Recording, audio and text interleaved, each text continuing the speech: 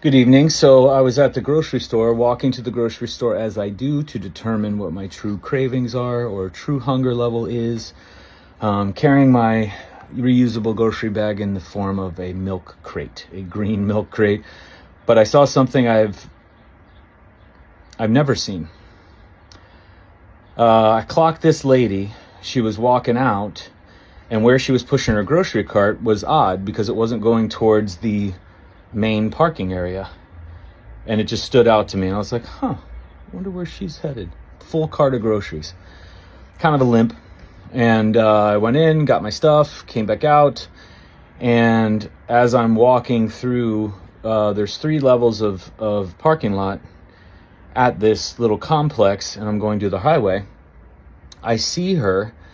She's in, if you have the grocery store, and right outside is the main lot. To the other side of that is a lot that feeds the laundromat and the dive shop and the Mexican restaurant, and then the lot way back over here that feeds only the Wendy's. It's literally like where people go to either do meth, eat Wendy's, or make out and OTPHJs. And she was walking from the furthest spot.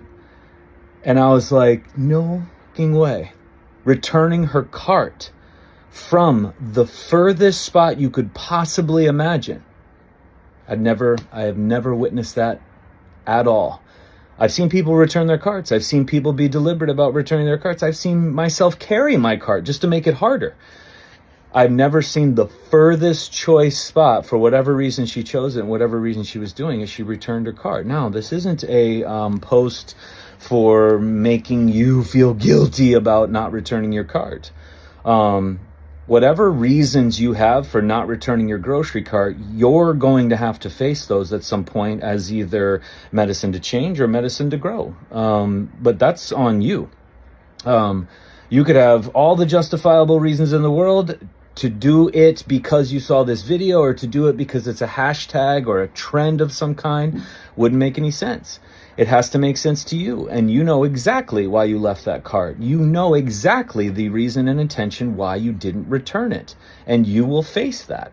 Just like this lady had reasons that she went through to go through triple the time to think about, feel about, take deliberate action on.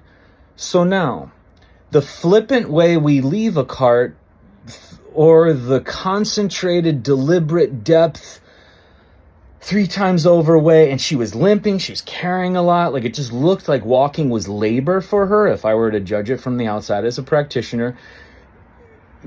Her actions are going to change her more than the culmination of the small little flippant disregards that we do all the time. Why? Because she had to be in it longer. She had to feel about it. She had to deliberate on it. She had to work harder at it. She had to be uncomfortable.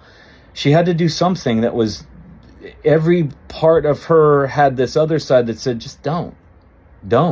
Make it easy. Choose easy. Choose ease. Choose ease. Choose safe. Just get in the car and get home. We got food. We got family. We got games. She, in the face of that, it's like in the face of hunger, you choose no. Or in the face of, lethargy, you choose to move. Or in the face of temptation for protective pattern, you choose to delete an ex's Instagram or phone number or whatever the thing is, right? So again, I connected with this woman in my heart and my mind because I'm like, man, that's fantastic. And then I tried to see the ripple that's going to happen from her into whoever the hell else she has at her house that didn't even see this, but their bodies will respond to this action because you are absolutely entangled with everybody, especially in a home. So it's the stuff that goes unsaid that everybody responds to more appropriately than the stuff that we deliberately do as a show, or so that everybody sees us. It's the stuff where no eyes are laid upon except your own. All 3 sets of eyes, even the ones you can't see. And so again, first time ever in my entire lifetime, I've seen somebody deliberately from the furthest parking spot return a grocery cart, and she had the physical means that everything was lined up to say no. She was limping, she was carrying a lot, it was a lot. It was labor, but she just had her head down and was just sticking it out. I'm like, fuck yes.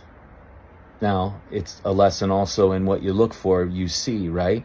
And so now that I've seen that, I'll probably try to look for more, but there will be more of the people leaving carts behind, again, for their reasons. And they're going to have to face their reasons at some point, because the body in the healing response is ruthless.